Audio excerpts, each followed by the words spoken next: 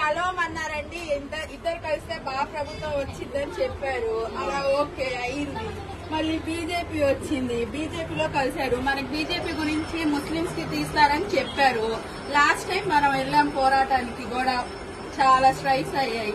మళ్ళీ దానికే మనం వేస్తే మనకి నేను అడగట్లేదు. నేను మన రాష్ట్రం గురించి మనం మాట్లాడదాం. నీ బాధ నేను అడగ ఇండైరెక్ట్ గా మీరు ఓటేసినట్టు అవుతాం కదా అని మేము చెప్తున్నాం.